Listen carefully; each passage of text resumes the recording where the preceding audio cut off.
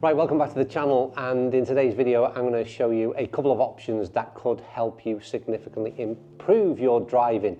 If you're looking to hit your driver further, if you're looking to hit your driver straighter and potentially increase ball speed, then the two options in front of me could provide the ideal solution. So the two clubs in question are of course mini drivers, and I'm a massive fan of both of these products, but in today's video I'm indoors at Chester and North Wales Golf Academy, and what I want to do is look at TrackMan data and let's have a look exactly what makes these possibly so good for many average golfers and why they have such appeal.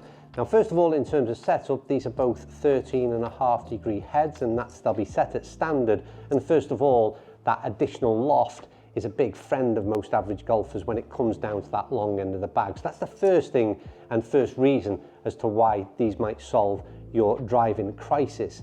The weighting system is exactly the same, heavier weight at the back end, lighter weight at that front end, and then of course there is a shorter shaft, which again for me gives far greater control. Now the big question is it all a case of what's in my head? Is it really happening? And TrackMan will tell me exactly that. So without further ado, let's hit some balls and find out which one of these is better than the other, are they exactly the same, and why you might choose one over the other.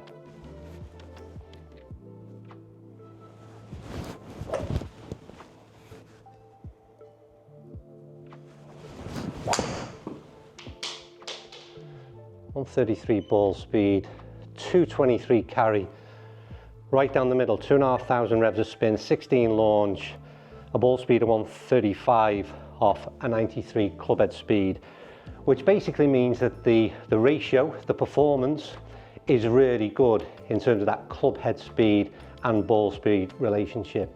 And that's really all I'm looking for. Previous ball I think carried 224 right down the middle.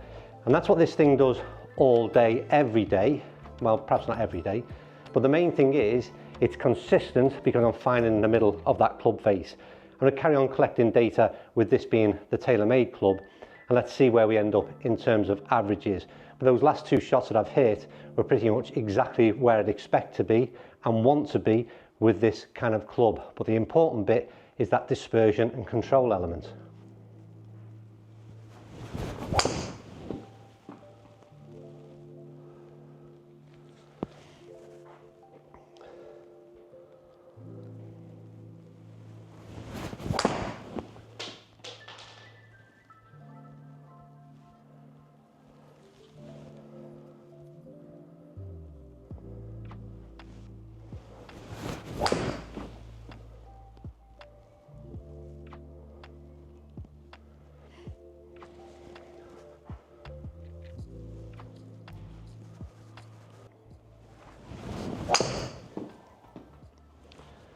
The first ball with the Callaway. Good thing is down the middle. Bad thing is spinning very high, and a carry distance of only 208 because of that. Still decent ball speed, but like I said, launching perhaps a little tad too high, but more importantly the spin number was the issue with that first ball. Let's try another one whilst the camera's on before I start to go and collect data with the Callaway product. I mean, first of all, there'll be a lot of you want to know the difference between these two.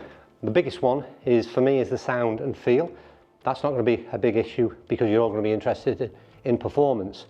But it is a thing, and they look very differently as well. And you're spending a fair bit of money, even though the Callaway is quite a bit more expensive than the other thing, is being able to get hold of the tailor-made product.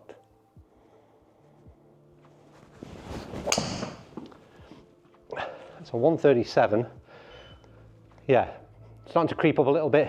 215 carry, still spinning extremely high, which would be a little bit of a concern if that continues. So I will carry on hitting balls with this, and let's see where we get to. We've got a little bit of distance to catch up on the tailor-made product at the moment, and we've got to see that spin number come down. I'm not going to adjust any settings at this point, and the direct comparison and head-to-head will be in exactly the same setup. That's 13.5 degrees. So Callaway, we need to do a bit of extra work and a bit more effort.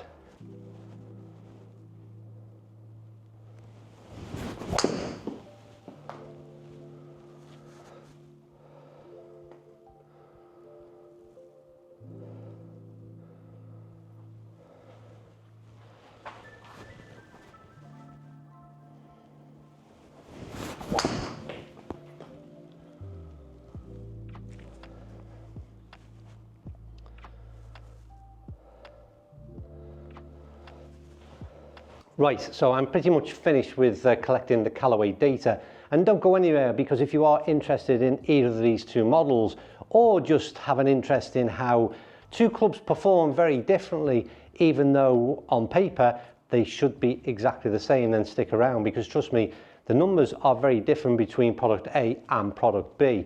I won't tell you in which way just yet, but yeah, they are very different indeed. The one thing that has remained the same is we've been fairly consistent with both clubs.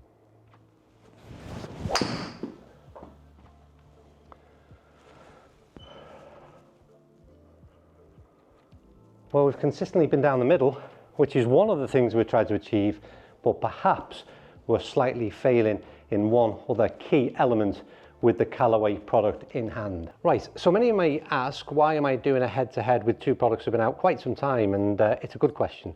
And that's because the majority of the testing I've done with these products has been out on the golf course. I've done a little bit with TrackMan in the individual videos, but never a sort of head-to-head of this sort. And I think that, you know, right now, people would be considering maybe buying a new driver in January. That's when all the big launches happen. And these two products very much still have their place, in my opinion, if you're looking for control and not a huge drop-off in distance, because these aren't going to be the longest driver you're ever going to put in the bag for obvious reasons. What you're seeing on screen right now is the data I collected with the TaylorMade product. 4, 6, 7 shots. There's not too many because it's our graph-hitting driver. And what you'll see is this group in here are very much centre, and we've got 4, perhaps 5 even, really down the centre line. One issue was a ball that leaked out to the right-hand side. Inevitably, that is going to happen. But overall, we've got 7 drives that are certainly in play. That one may be in the rough, but we've certainly got 6 that are down the middle of the fairway. We've then got an average carry of 224, an average club head speed 93 and a ball speed of 137. The ratio is good. It's not brilliant, but it's a decent enough ratio between the two. The spin number is maintained at a good consistent level, and the ball is launching at 15.3. So many of you will hit driver with a club head speed between 90 and 95 mile an hour. So straight away this sits in an area where it might appeal to you. And the issue, the bit that's going to help, is the loft that's on that club at 13.5 degrees is going to mean the ball is still going to launch quite high. And you're not going to spin it too high, or at least it's not in my hands either. So overall, a really good set of numbers. 224 carry is probably no more than 5-10 yards down on what my optimal numbers are with driver. So if we then switch up into the Callaway product, and we'll have a similar screen, what you'll see is a very tight ratio in terms of hitting the fairway. Every ball has hit the fairway, and we've got 2, 4, 6, we've got 7 again, you've got 7 shots again. That was by luck, not judgment. But what you'll also notice is a considerable drop-off in average carry distance, largely down to, I suppose, this ball, but there's certainly a lot in around that 210 carry, which we'll have a look in a second or two. We're launching pretty similar at 15.8. Clubhead speed was down a tad, a mile or two, which would also account for a little drop-off in carry distance, so we can bear that in mind. But the main issue here, the number that sticks out like a sore thumb, as they say, is that spin rate. That spin rate at 3.2 with a launch angle of 15.8 is causing me a problem. And that's causing me a problem. It doesn't necessarily mean it would cause you, because your swing characteristics could be totally different than mine. And that's why custom fit and looking at analysing data like this is hugely important. So if we go back to the tables, so I can see both, we've got that 213 carry, we've almost lost, well, we've lost 11 yards in carry distance. Ball speed, we've lost 4 mile an hour in ball speed. You could account for club head speed. There's 2 mile an hour difference in club head speed. And again, you would ask, well, why has that happened? What caused that difference? Is it down to the different shaft type?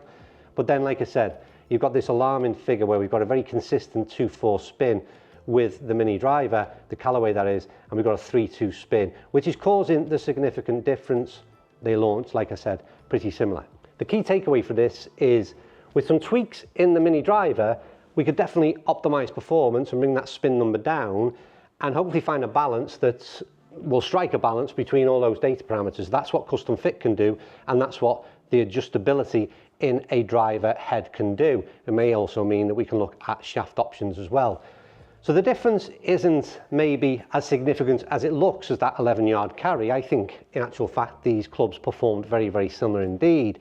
So there's nothing to split on. I think the preference is down to your own individual, what you like the look of, what you like the sound and feel of, and then making sure, as I always say, you get custom fit correctly and get the optimal performance out of any club you buy. Because clearly there are differences and there are things that you can change within that custom fit that ensure you get, well, you're paying a lot of money. You've got to make sure you get it right and it works for you out on the fairways.